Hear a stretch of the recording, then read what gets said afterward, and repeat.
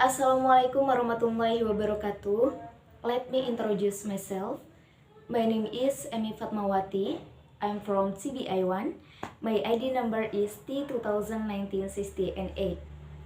Well, today I would like to explain about translation theory before the 20th century. First is introductions.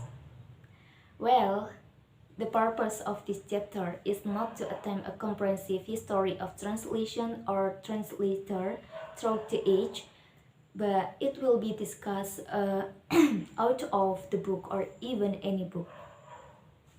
So, the main focus is the central recurring theme, word for word and sense for sense translation. A debate that dominates much in translation theory in what Newmark calls translation period, pre-linguistic period of translation. And also in this chapter, the author focused on selection of the most influential writing on the history of translation.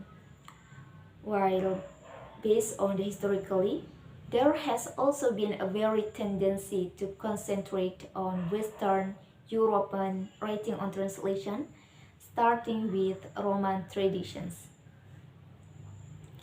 Next, I would like to explain about word for word and sense for sense. In the second half of 20th century, Western translation theory seemed locked in what John Steiner calls a sterile debate over the trait of modalitarianism, paraphrasing, and free imitations.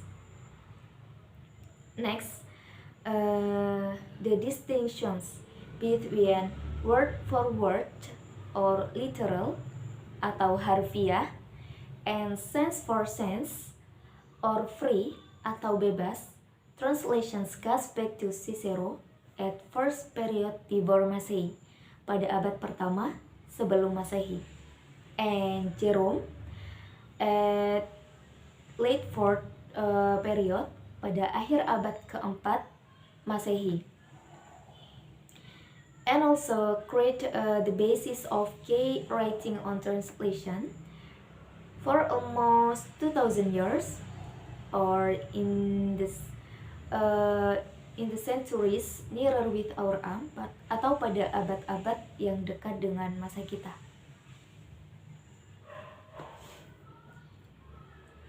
Next, I would like to explain about the translations concept. The translation concept based on some expert. First is Cicero.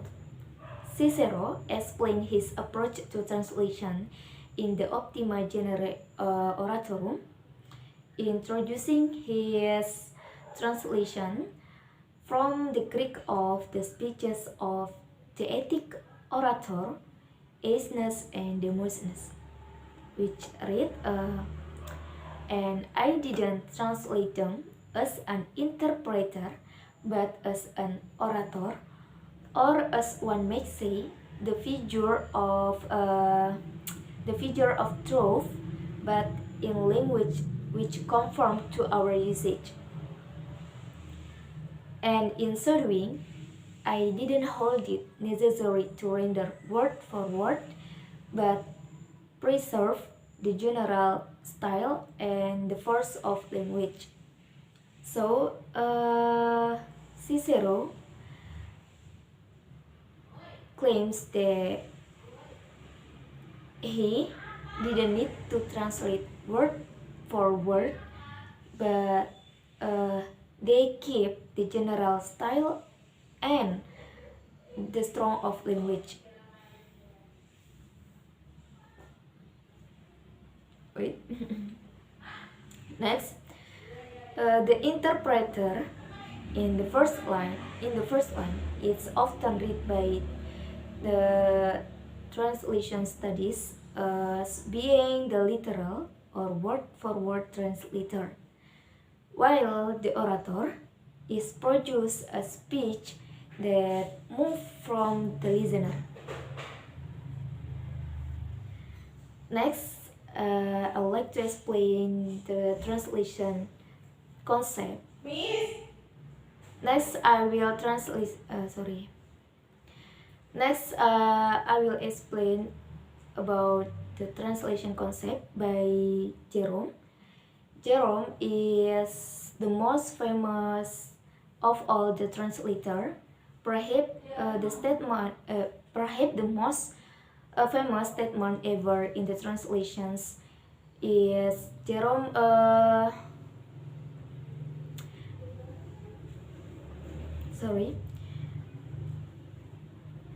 Jerome defending himself against criticism in correct translation, described his strategy by the following term. And now I not only admit, but freely announce that in translation from the Greek, except of course in the case of the scripture, where even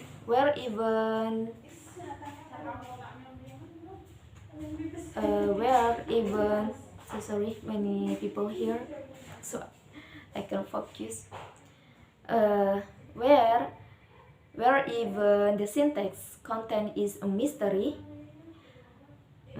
but I render not word for word, but sense for sense. Jerome's statement usually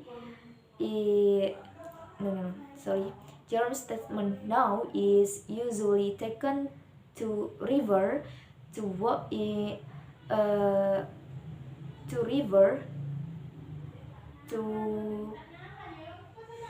came to be known as literal, word for word, or sense for sense translations.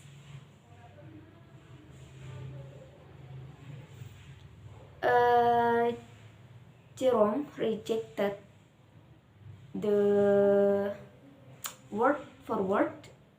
Jerome rejected the word for word approach because by following so closely in the form of ST, it will produce an absurd translation and cloaking the sense of the general.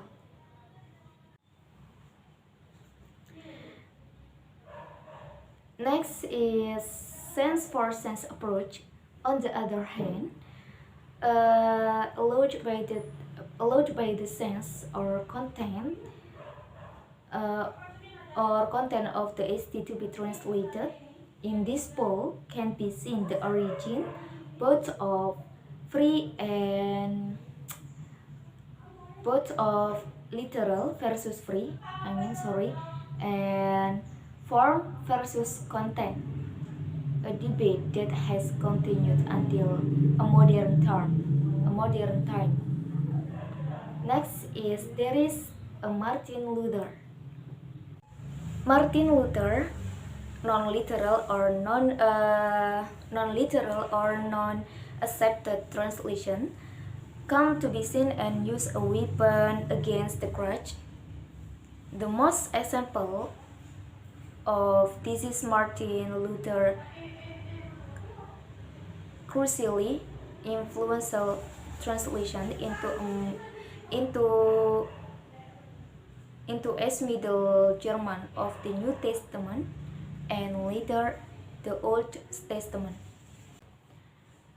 Luther followed St. Jerome in rejecting word-for-word translation strategy, since it will be unable to convey the same meaning of the ST and would sometimes be incomprehensible.